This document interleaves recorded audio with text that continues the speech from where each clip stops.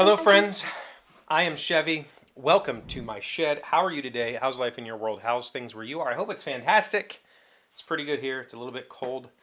Last night we had my youngest's school Christmas concert we went to, and it was good. They did a very good job. Very proud of my child. Today we're going to talk about this book. It's called Steal Like an Artist, 10 Things Nobody Told You About Being Creative by Austin Kleon. This is a sort of a self-help how to be a creative book, and I will argue that 10 Things Nobody Told You About Being Creative is an absolute lie. I knew all of these things prior to reading this book.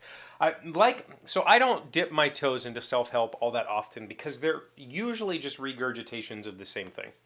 But every now and then a self-help book goes viral. This is one of them. This came out like 12 years ago or 11 years ago, and I remember hearing about it quite a bit. And so I avoided it because usually, especially the ones that go viral, are books that, in my opinion, are fairly eh. This one's a little bit better. I gave this a rating of 3 stars on Goodreads, and I think that's fair. The thing is, I would say other comparable books, comparable viral books like Eat That Frog, like that book. Just read the title. That's the entire book. There's no other substance in the book other than, start your day with the hardest task. Eat the frog first and then move on with your... That's it. That's the whole book. I just told you the whole book. Don't go buy it. And this, Steal Like an Artist, that's it. Steal. Right? That's the whole thing. And the funny part about it is, so I'm saying that none of these things are new. 10 Things Nobody Told You About Being Creative is that's not reality, because all 10 of these things have been talked about ad nauseum. And the fun part about this book is that the author openly admits he stole everything in this book. These aren't his thoughts. He's just categorized them. And I think that's the part of self-help that is valuable, is that it's possible that one author can phrase something in a way that really clicks for you. And that might be the reason. If you're going to go look at stuff like this, the reason to do it, the reason to try more than one book is that you need to find the author who speaks to you. And in here, it's a little oversimplified. Most of the pages are blank white space. There's very little actual content in here. I read it in one sitting. It's just a very simple book to page through. I don't know how many pages are in here, maybe 100 pages, 160 pages. Very, very quick to flip through. There's little call-outs. There's little sketches from the author, little things. It's interesting. It's worth reading, I think, if you have the extra cash. But I will tell you, I write a lot of notes when I read, especially nonfiction. And in the 160 some pages, I took a total of 2 notes. 2 notes total. One of them isn't even from the author. One of them is from is a very well-known quote, but I rewrote it in here. I probably have this quote written in like every journal I've ever had, because it's a lesson that I perpetually forget. Here's the lesson. Those who do not want to imitate anything produce nothing. That is from Salvador Dali. And I struggle really hard with that message. I'll come back to that in a second. The second thing I wrote in here, I believe is actually Austin's creation, is that validation is for parking. I like that. I think that being creative for the prospect of being validated is the wrong approach. You're doing things for the wrong reason if that's why you're doing things. Validation is for parking. I like that a lot.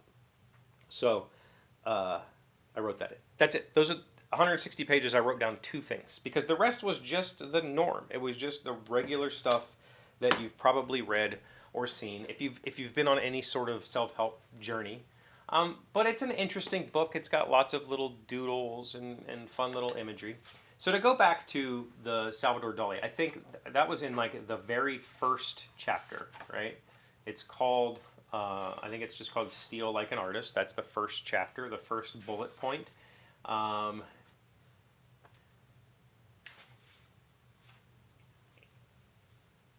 This is an argument that I've.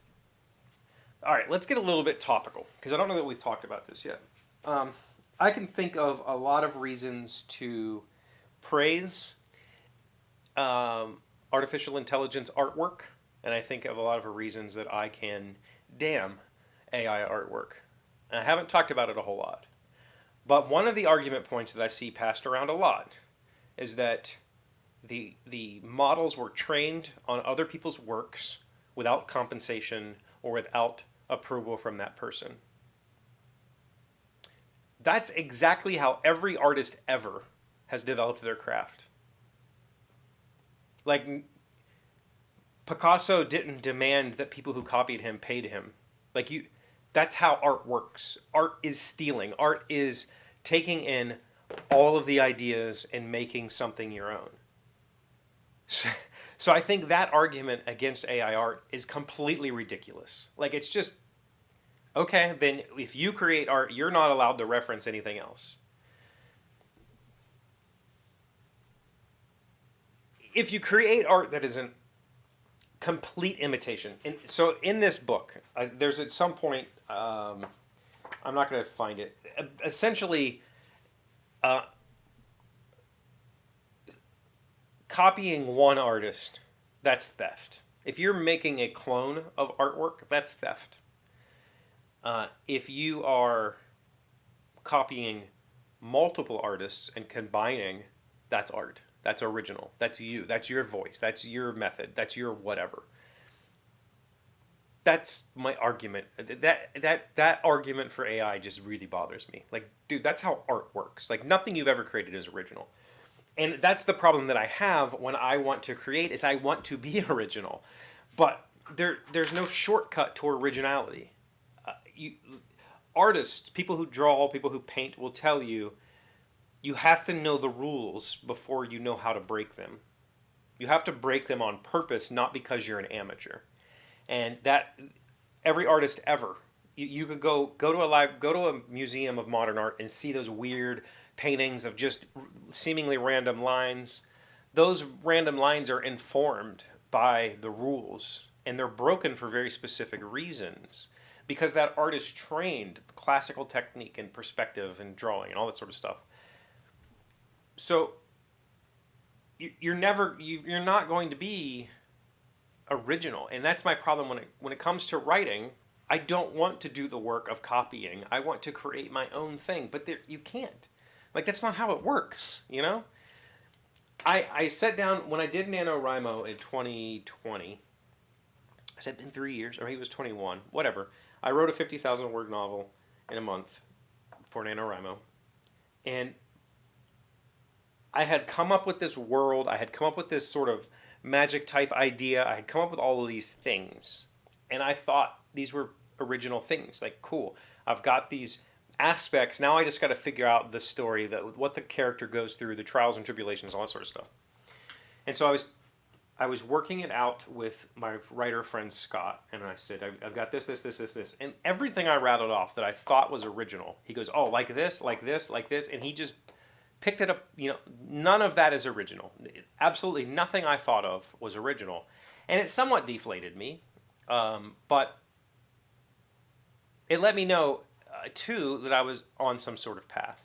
And I think the reason that I struggle with it is because I'm seeking that originality before I understand what's out there, before I understand, I'm trying to find my voice before I've developed the skill, and that's backwards. Develop the skill first, and then you'll find your voice in whatever discipline, right?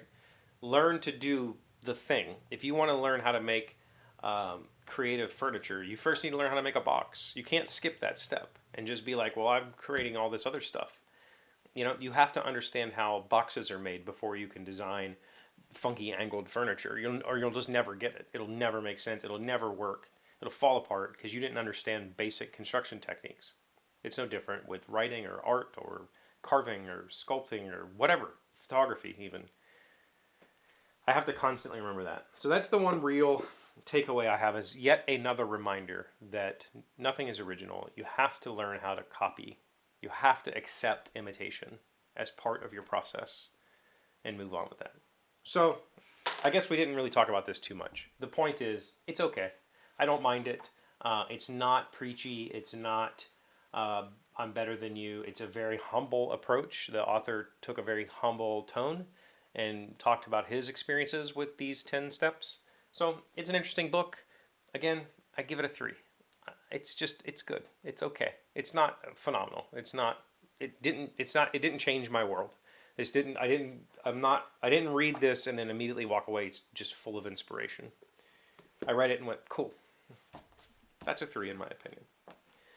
Okay. Tomorrow, episode 2000. Be here. Thank you for being here as always. Thank you for liking, commenting, subscribing, being amazing friends and wonderful people. I really appreciate you. And I'll see you again tomorrow. Today's word you should know sounds smart is tautology. It is a noun meaning a statement, principle, or phrase repeated many times in different ways for emphasis and resulting in redundancy. After his wealthy father's death, Gerald consistently referred to his mother with the tautology widow woman. Tautology. Tautology. Does just saying widow woman over and over again, it says in different ways for emphasis. So that's not tautology, is it? Or is it? Because like comedy, a lot of comedy is just repeating the same thing 3 times. Repeating the punchline 3 times. That's a trick that comedians use to get laughs.